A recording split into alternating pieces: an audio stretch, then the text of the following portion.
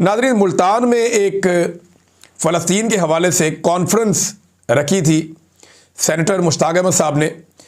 ये वही सेनेटर मुश्ताक अहमद साहब हैं जो इसराइल भी गए फ्रीडम फ्लोटिला पे, और वहाँ पे इन्हें गिरफ़्तार भी किया गया इसराइल की जानिब से, लेकिन इन्होंने किसी भी किस्म के दस्तखत से इनकार कर दिया और माफ़ीनामे से भी इनकार कर दिया। इन्होंने कहा कि मेरा मुल्क किसी इसराइल नामी मुल्क को तस्लीम ही नहीं करता, तो मैं आपकी अदालत या आपके निज़ाम के सामने कैसे कोई चीज़ दस्तखत कर सकता हूँ। तो अब वही सेनेटर मुश्ताक साहब जो इसराइल से तो बच के आ गए, लेकिन अब वो मुल्तान में फ़लस्तीन गज़ा कॉन्फ्रेंस करना चाहते थे।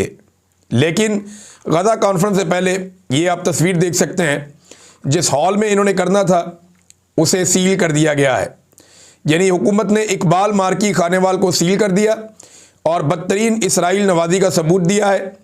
लेकिन मुल्तान में कल हर सूरत में फ़लस्तीन कॉन्फ्रेंस मुनक्कद होगी इंशाअल्लाह। ये आज के दिन के हवाले से कल रात को सेनेटर मुश्ताक साहब ने स्टेटमेंट जारी किया और मरीम नवाज़ साहिबा को मुखातिब किया। देखिए, अब मरीम नवाज़ हों, नवाज़ शरीफ हों, आसिफ मुनीर हों, शहबाज शरीफ हों, बहुत सारी कमिटमेंट आलमी सतह पे दी जा चुकी हैं और अब पाकिस्तान की जितनी भी हुकूमतें हैं उन्हें उन कमिटमेंट्स को पूरा करना पड़ेगा।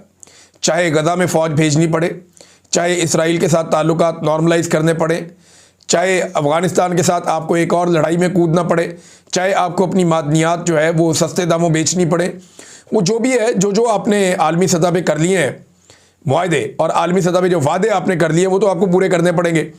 और इससे पहले भी बहुत दफ़ा ऐसा हुआ कि जब जब कोशिश की गई फ़लस्तीन के लिए आवाज़ उठाने की, पाकिस्तान में उस आवाज़ को कुचल दिया गया और इसकी वजह से इसराइली अखबारात, उनके तज्ज़ियाकार, उनका मीडिया, उनके लोग बहुत खुश हैं और वो ये कहते हैं कि पाकिस्तान से उनको अब ठंडी हवा आती है, पहले की तरह वाले हालात नहीं हैं। वो इन हालात को अपने लिए फेवरेबल समझते हैं। पाकिस्तान की हुकूमत ने वोट तो डाल दिया अमेरिका के साथ मिलकर डोनाल्ड ट्रंप के नकात के हक़ में, जो करारदाद आई अक़वाम मुत्तहिदा में, जिसके तहत अब एक स्टेबलाइजेशन फ़ोर्स जाएगी वहाँ पे आलमी किस्म की, और उसमें मुसलमान ममालिक के फ़ौजी होंगे और ये जाकर इसराइल की हिफाजत करेंगे और फ़लस्तीनियों को निहत्ता करेंगे, हमास को गैर मुसल्लह करेंगे और इस किस्म की बहुत सारी एक्टिविटीज़ हैं जो इन्हें वहाँ पे करनी है। अब इसमें पाकिस्तान ने एक नुक्ता उठाया था और पाकिस्तान ने कहा था जी कि आप फ़लस्तीन को एक रियासत भी बना दें। ये पाकिस्तान का एक मुतालबा था, लेकिन ये मुतालबा इस करारदाद के अंदर शामिल नहीं किया गया। ये अलग से ज़ुबानी कलामी पाकिस्तान ने कहा और बाकी मुल्क भी ये बात करते रहते हैं, लेकिन फ़लस्तीनी रियासत के क़याम के हवाले से कभी भी कोई हामी अमेरिका की जानिब से या इसराइल की जानिब से भरी नहीं जाती। तमाम मुसलमान ममालिक का एक ही दावा था हमेशा से, और वो ये कहते थे कि जब तक फ़लस्तीनी रियासत तस्लीम नहीं हो जाएगी तब तक मामला आगे बढ़ेगा ही नहीं। लेकिन अब मुसलमान ममालिक वहाँ पे अपनी फ़ौज भेज रहे हैं और फ़लस्तीनी रियासत का कहीं पे कोई तस्करा भी नहीं है। मोहम्मद बिन सलमान डोनाल्ड ट्रंप से मुलाकात के लिए अमेरिका में मौजूद हैं और वहाँ पे बड़े बड़े मुआहदे हो रहे हैं। बल्कि सऊदी अरब की जो लीग है, फ़ुटबॉल लीग, उसके साथ 2027 तक मुआहदे में है रोनाल्डो, वो भी वहाँ पे अपनी एहलिया के साथ आए, उनकी फ़ोटोज़ भी आई हुई हैं, उनका पैगाम भी आया हुआ है। बहरहाल बहुत सारा पैसा जो है वो लगभग अब तक की इतला के मुताबिक 270 अरब डॉलर के मुआहदे तो हो चुके हैं अमेरिका और सऊदी अरब की कंपनियों के माबैन, और इसके अलावा जो है वो 600 अरब डॉलर की इन्वेस्टमेंट बताया जाता है कि सऊदी अरब करेगा अमेरिका के अंदर, और ये दावा किया गया है। अब इस मौके पर नेतन्याहू ने एक ज़बरदस्त झटका दे दिया है उन तमाम मुसलमान मुल्कों को, पाकिस्तान समेत, जिन्होंने इस करारदाद को मंजूर करवाया और इसके हक़ में वोट डाला। नेतन्याहू ने साफ ऐलान किया और ये कहा कि फ़लस्तीनी रियासत नहीं बनेगी, ये इसराइल के वजूद के लिए ख़तरा है। जितनी मर्जी इस्लाहात हों, इसके बावजूद भी ये गैर हकीकत पसंदाना है, फ़लस्तीनी रियासत कायम नहीं होने दी जाएगी। अब ये करारदाद तो मंजूर करवा ली, पाकिस्तान मान भी गया, लेकिन नेतन्याहू ने अपना फ़ैसला भी सुना दिया, क्योंकि करारदाद में किसी जगह भी फ़लस्तीनी रियासत के क़याम का जिक्र ही नहीं है। लिहाजा नेतन्याहू ने क्लियरली कह दिया कि फ़लस्तीनी रियासत तो नहीं बनेगी। अब पाकिस्तान और बाकी ममालिक के लिए सोचने की बात यह है कि उन्होंने अपने कई दहाइयों पुराने मौक़िफ़ को एकदम यू टर्न लेके बदल दिया, और ये डोनाल्ड ट्रंप और इसराइल की ताकत है जिसने इन्हें लगभग सरनगू कर दिया है। नाज़रीन, जो रेड जोन है उसको एक्सटेंड कर दिया इसराइल ने। एक और एक्टिविटी हुई है, यानी जो गज़ा के अंदर इसराइली फोर्सेस घुसी हुई हैं, इन्होंने वहाँ पे एक रेड जोन बनाया हुआ है कि इस एरिया में कोई दाखिल नहीं होगा। और एक बफर जोन कायम कर दिया है इसराइल के मकबूजा इलाकों में और गजा की पट्टी में। अब उस रेड जोन में इसराइली फोर्सेस मज़ीद अंदर तक दाखिल हो गई हैं गजा में। ये रिपोर्ट हुआ है आलमी मीडिया में, और इसके बाद इसराइल का कब्ज़ा मज़ीद वहाँ पे मुस्तहकम हो गया है। लिहाजा जब तक मुसलमान मुल्कों की फ़ौजें नहीं जाती तब तक इसराइल लगता है कि ये ड्यूटी अदा करेगा और उसके बाद सूरत हाल बदल जाएगी।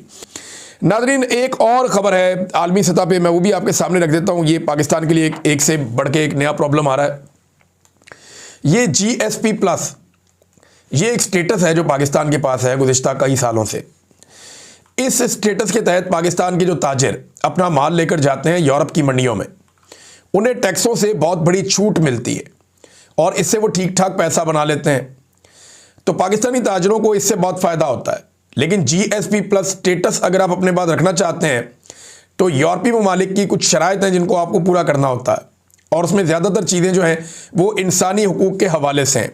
अब यूरोपीय यूनियन के सफ़ीर उन्होंने ये स्टेटमेंट दिया है कि पाकिस्तान को GSP+ तरजीही टैरिफ स्कीम के तहत अपनी जिम्मेदारियां पूरी करने के लिए मज़ीद इकदाम करने की ज़रूरत है, क्योंकि इस पर जल्द ही नज़रसानी होने वाली है। अब वो ये पिछले साल भी कह रहे थे, इस साल दोबारा से उनकी ये धमकी आई है कि इंसानी हकूक़ के मामलात हों, जबरी गुमशुदगियों का मामला हो और सिविल सोसाइटी। अच्छा, एक और बड़ा पाकिस्तान को फ़ायदा है, पाकिस्तान में जितनी भी इंसानी हकूक़ की तंजीमें हैं ना, ये जब यूरोपीय यूनियन में जाती हैं, अमेरिका में जाती हैं, अक़वाम मुत्तहिदा में जाती हैं, तो ये वही बात करती हैं जो पाकिस्तान की हुकूमत कहती है।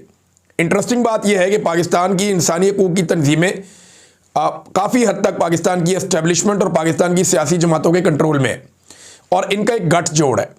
ये जो तंजीमें हैं ये बाहर जाके वो पिक्चर ही नहीं बताते जो रियल पिक्चर है पाकिस्तान के अंदर। लिहाजा पाकिस्तान में इंसानी हकूक़ की तंजीमों के हवाले से भी बहुत सारा काम होना बाकी है। चंद चीज़ें ये रिपोर्ट करते हैं, बहुत सारी चीज़ें ये रिपोर्ट ही नहीं करते।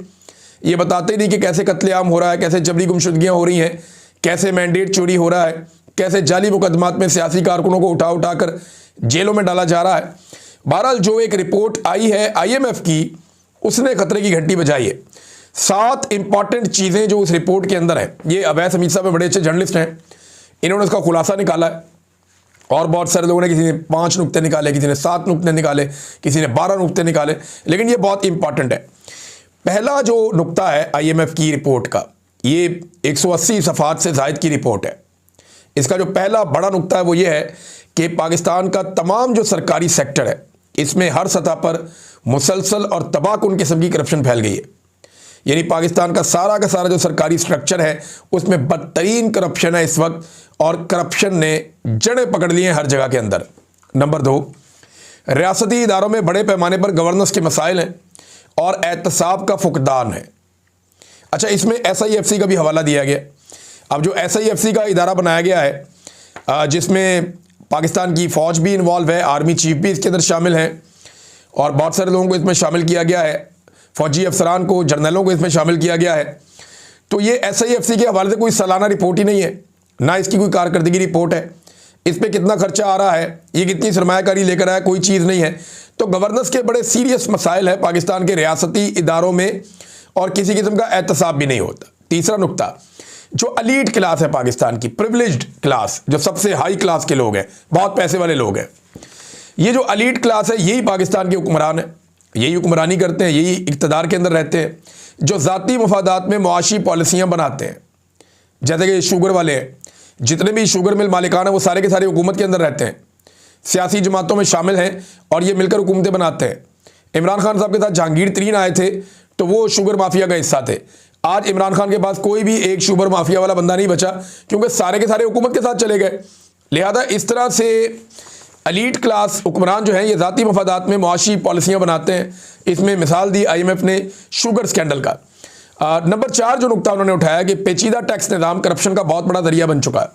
पाकिस्तान में टैक्स ही कोई नहीं देता। जो ताकतवर आदमी है, जो बड़ा आदमी है, वो टैक्स देता ही नहीं। डायरेक्ट टैक्सेस का कोई सिस्टम ही नहीं है पाकिस्तान में। वो तरीका एक ही है, तनख्वाहदार तबके पे टैक्स लगाई जाओ, गरीब आदमी पे टैक्स लगाई जाओ, पेट्रोल बिजली और गैस महंगा करते जाओ। कोई टैक्स की इस्लाहात पाकिस्तान में की नहीं गई।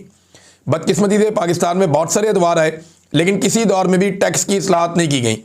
इमरान खान साहब ने जब इसका नाम लिया तो उसके बाद पाकिस्तान में उस वजीर को ही तब्दील करना पड़ गया क्योंकि माफिया इतने ज़बरदस्त तरीके से हमला आवर हुआ था। फिर उसके बाद कोरोना वायरस आ गया, लेकिन फिर भी मईशत तो चल ही रही थी इमरान खान के दौर में। अभी तो सत्ता ही बेड़ा गर्क कर दिया उन्होंने पकड़ के। बहरहाल पेचीदा टैक्स निज़ाम है, इसको ठीक करना पड़ेगा। पूरी दुनिया के अंदर लोग टैक्स देते हैं, लेकिन उसके बदले में लोगों को फ़ायदा भी मिलता है। पाकिस्तान में ये निज़ाम भी खराबी का शिकार है। नंबर 5, अदालती निज़ाम में करप्शन और पेचीदगी सरमायाकारी में रुकावट है। अब इस पे बड़ा डिटेल उन्होंने लिखा है कि अदालतों का तो बेड़ा ही गर्क हो गया। पूरी दुनिया में आप जहाँ पे भी अपना सरमाया लेकर जाते हैं ना, अपना पैसा लेकर जाते हैं, आप इस बुनियाद पर लेकर जाते हैं कि अगर किसी ने मेरा पैसा छीनने की कोशिश की तो वहाँ का अदालती निज़ाम ऐसा है कि मैं अपना पैसा बरामद कर लूँगा। आप गल्फ़ कंट्रीज़ में चले जाए ना, किसी का आपने पैसा देना है, आप उस मुल्क से बाहर नहीं निकल सकते।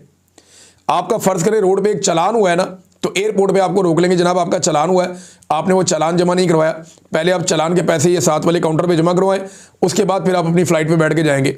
ये हुआ मेरे साथ। मेरा एक दोस्त ट्रैवल कर रहा था तो अचानक उसको रोक लिया उन्होंने इमिग्रेशन पे। मैंने कहा जी आपको क्यों रोका? उसने कहा जी मेरे चालान पेंडिंग है 1-2, मैं वो जमा करवा के आता हूँ। वो गए, जाकर उन्होंने चालान पेंडिंग तो थे वो जमा करवाए। इसी तरह अगर किसी का पैसा लेकर आप भाग रहे हैं तो वहाँ पे बड़े सख्त कवानीन हैं, वहाँ की अदालतें इंसाफ देती हैं। हालांकि वहाँ डिक्टेटरशिप है, लेकिन अदालती निज़ाम में करप्शन और पेचीदगी सरमायाकारी में बहुत बड़ी रुकावट है पाकिस्तान में। एक तो ये भी आ गया। नंबर 6, अवाम हर काम के लिए सरकारी दफातर में रिश्वत देने पर मजबूर हैं। इससे पूरा का पूरा आपका सोसाइटी का स्ट्रक्चर ही तबाह हो जाता है।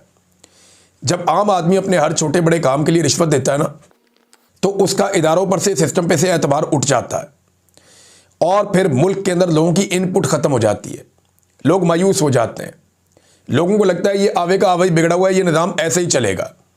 लोग रोज़ाना अपने छोटे बड़े कामों के लिए रिश्वत देते हैं और जब वो रिश्वत देकर अपना काम निकलवाते हैं तो पूरी सोसाइटी के अंदर रिश्वत का एक कल्चर आम हो जाता है, लोगों की अखलाकियात तबाह हो जाती हैं। बहरहाल ये IMF की ऑब्जर्वेशन उन्होंने बताया, और एक और भी उन्होंने बताया कि जो उनकी रिपोर्ट के आखिरी जो 4 माह थे, उन्होंने बताया जो उनकी रिपोर्ट के 4 माह थे उसमें 33% मुल्की कर्जे बढ़ गए। ये 4 माह में 33% उन्होंने बताए, और 100% कर्जे इन्होंने बढ़ा लिए गुज़िश्ता 3 साल में।